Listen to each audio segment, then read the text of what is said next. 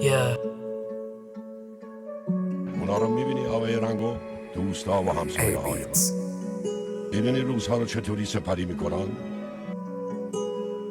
اینجا زندگی ساخته. میبینی آقای رنگو اینجا زندگی بد سخته. میبینی آقای رنگو ناراحتیم هر روز هفته. میبینی آقای رنگو هیچ جا نیستش اینطوری، همه جا تاریک شده انگار که برقا رفته. میبینی آقای رنگو اینجا زندگی بد سخته. میبینی آقای رنگو ناراحتیم هر روز هفته. میبینی آقای رنگو هیچ جا نیستش اینطوری، همه جا تاریک شده انگار که برقا رفته.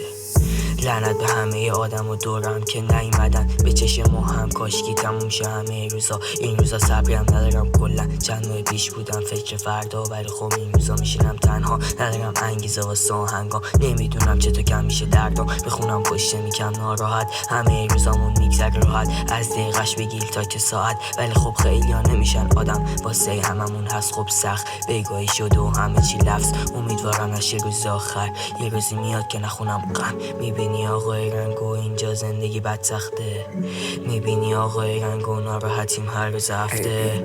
میبینی آقای رنگو هیچ جا نیستش اینطوری، همه جا تاریک شده انگار که برقا رفته. میبینی آقای رنگو اینجا زندگی بد سخته. میبینی آقای رنگو ناراحتیم هر روز هفته. میبینی آقای رنگو هیچ جا نیستش اینطوری، همه جا تاریک شده انگار که برقا رفته. میبینی آقای رنگو اینجا زندگی بد سخته. میبینی آقای رنگو ناراحتیم هر روز هفته. میبینی آقای رنگو هیچ جا نیستش اینطوری، همه جا تاریک شده انگار که برقا رفته. یادم تو ترپ استار گفتم دنیای قشنگیه، ولی خب الان میگم که دنیای لجنیه. شبمون بد شده، حالمون بد شده، هوای تهران بد شده، یادش بخیر چقدر بد شده.